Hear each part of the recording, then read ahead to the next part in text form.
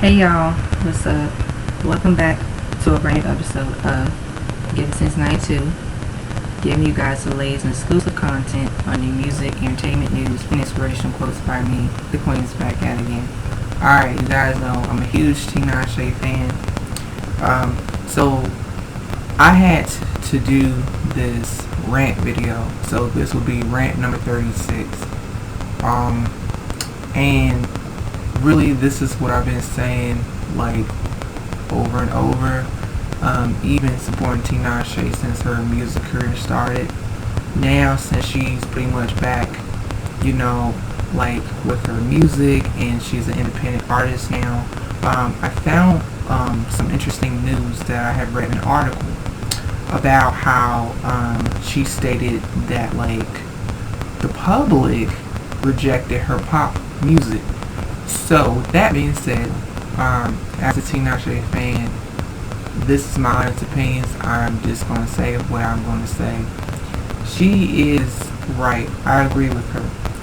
And going back down memory lane, many represent style. Tinashe really, she was really fighting her music career at one point because, like I said, when she debuted back in 2014, and like I said, her success of her hit singles, and like I said, she was on a roll, and then right up until her sophomore album, and even before her sophomore album, I would say before her sophomore album, like, she was still trying to maintain her core audience and her music and her artistry, and she was pretty much in a limbo, like going back and forth with her old record label.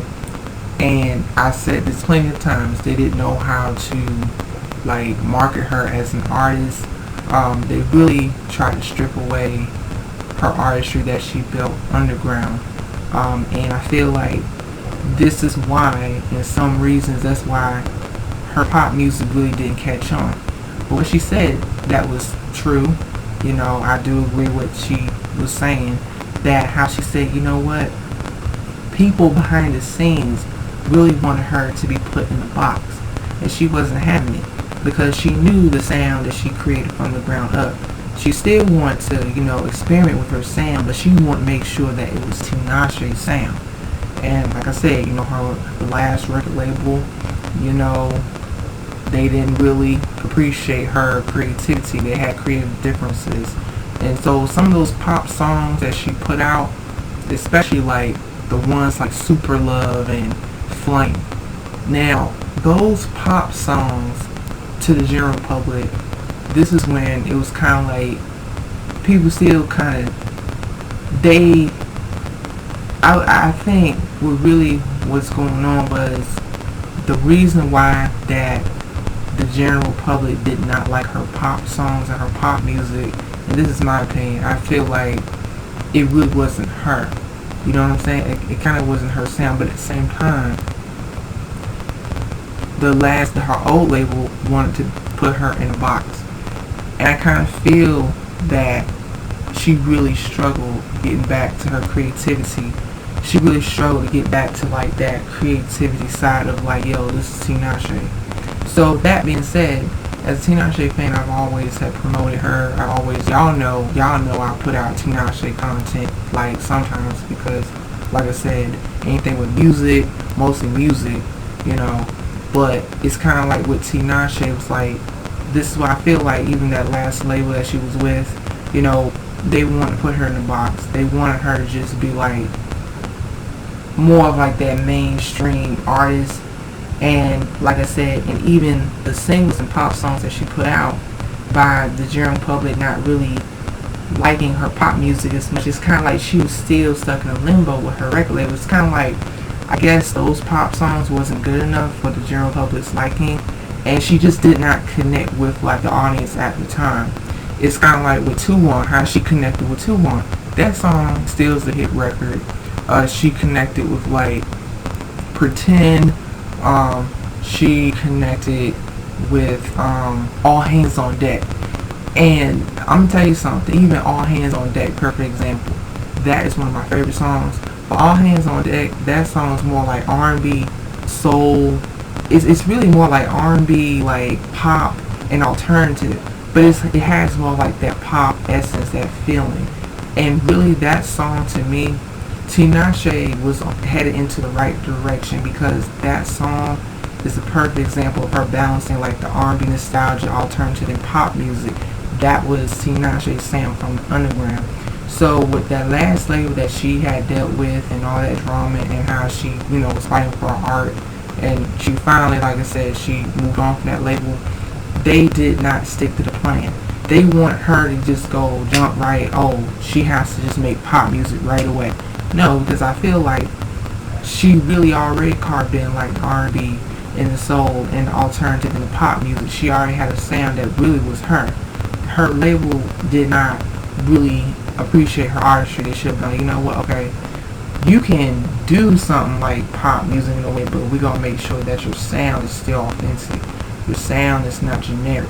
Your sound will still sound like you. It will still sound like yourself as Tinashe. And I feel like Tinashe, like I said, even, like I said, her last album she just put out, her new album that she put out last year, Songs for You, she really came back with a big bang. She really came back. She really was able to really, deliver the sound that she created last time. And really with Songs for You, that's why the album is so dope and such a body of work, because Songs for You is a perfect example of like Tinashe's real authentic sound. Like the sound, like how she's able to cross in between R&B, soul, and pop and alternative. So she has a lot of like variety in her music. She has the best of both worlds. So I feel like listening to Tinashe's artistry and her music, she really was able to really like, with the Songs for You, it's kind of like that album from start to finish. It's really Tinashe. It's really her sound. It's really like her. You can tell that her sound is her sound. That's just how it is. So I feel like even when she was making a point about how like the public rejected her pop songs, I think that's the reason why, especially like when her, old record label, they wanted her to just automatically jump into like the pop world, just make pop music just straight off the bat, instead of them just saying, you know what, we're going to make sure you keep your sound, there's a balance, you can be able to still cross over with the sound, and we can market into like the pop audience too. Because I feel like, yeah, the public, that's the reason why they didn't connect with her music. And I also feel like some other people that really wasn't into her music as much, I feel like I said, she also got like biased critics and people that really didn't really pay attention to her music as much, but she kept pushing, she stayed consistent, putting out content. And I feel like that's why I feel like as Tinashe fans, we're so happy that now she's back in creative control. Now she can be able to make the music that she wants to make, but it's still, like I said, she's still able to like connect with her audience. I feel like that last album, Songs for You, that she just released, she came back with a big bang. She came back harder, she came back stronger, and then people was like, oh yeah, this is Tinashe's sound, this is real, like her real artistry. Because like I said, her underground mixtapes, like I said, like Black Water, River Rear, Amethyst, Night Ride, gosh, I hope I'm not missing anything. I hope I am not missing anything, because I know it's another mixtape. I knew. In Case We Die. So those mixtapes of that sound and that nostalgia that she brought to the table, like I said, her label at first, up until her debut album, she maintained the sound for her, and it really worked well.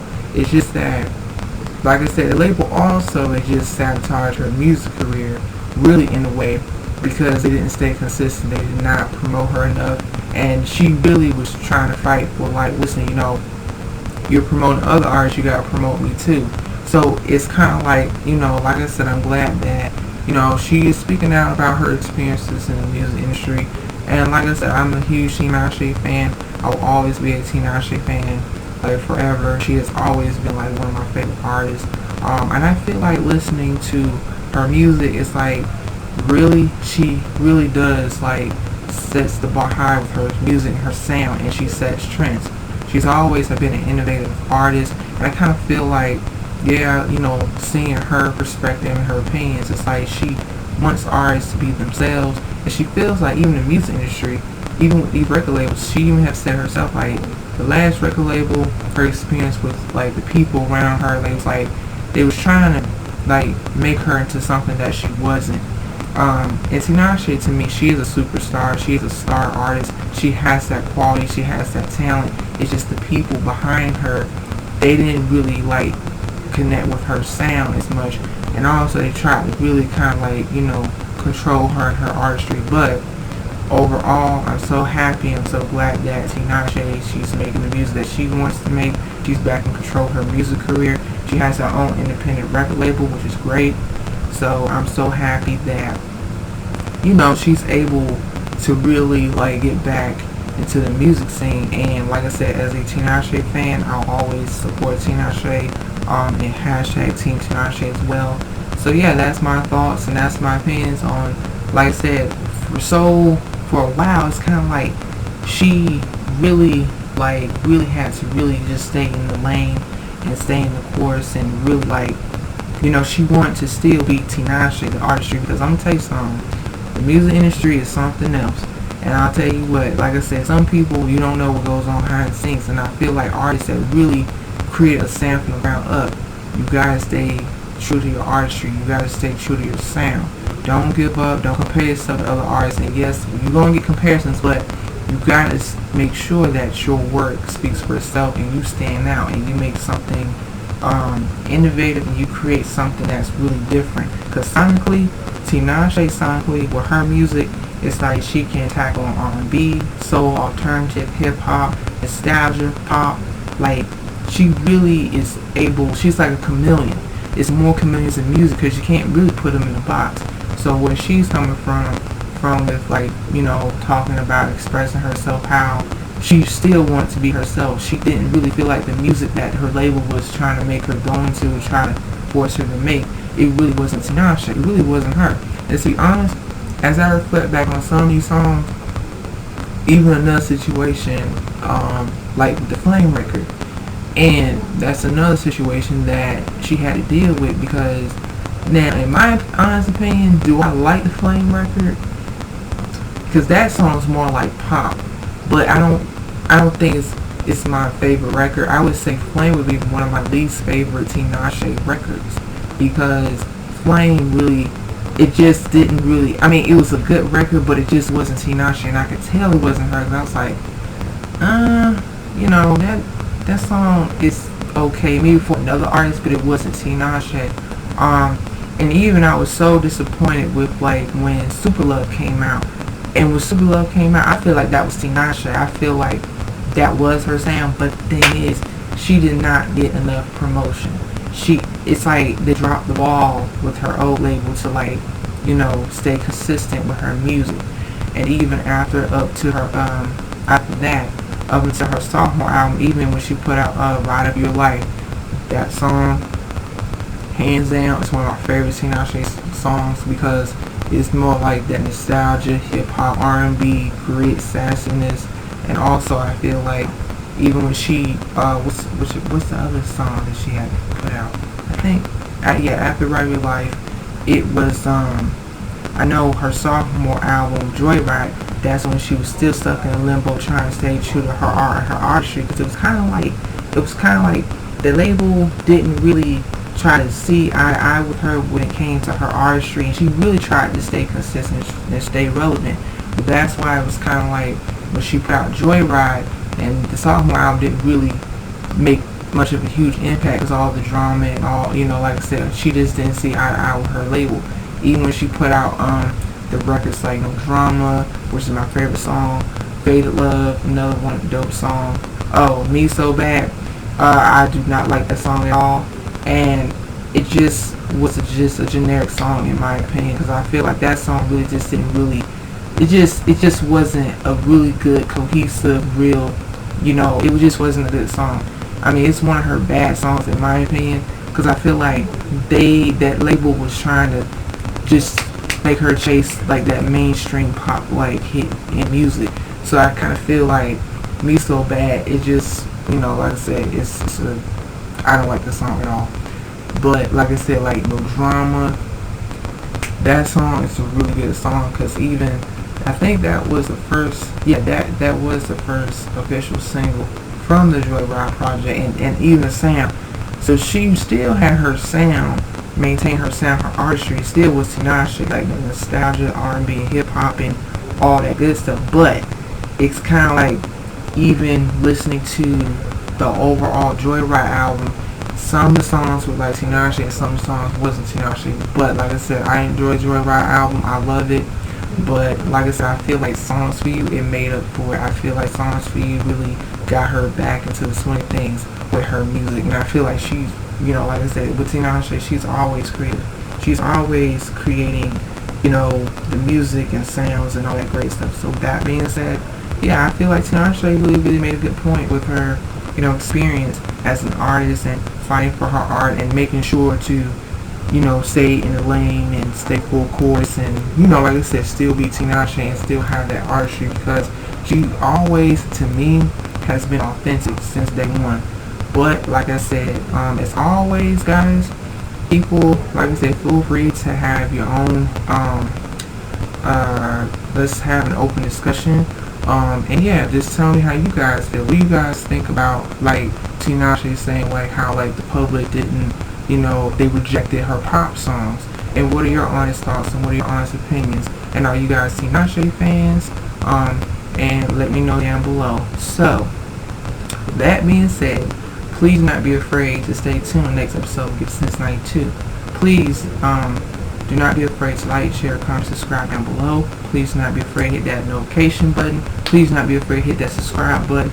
And as always, stay tuned on the next episode of Get This Since 92 Dragon Ball Z Narrative Reference. Peace. Bye-bye. Your girl's asking out. This Super Saiyan is out.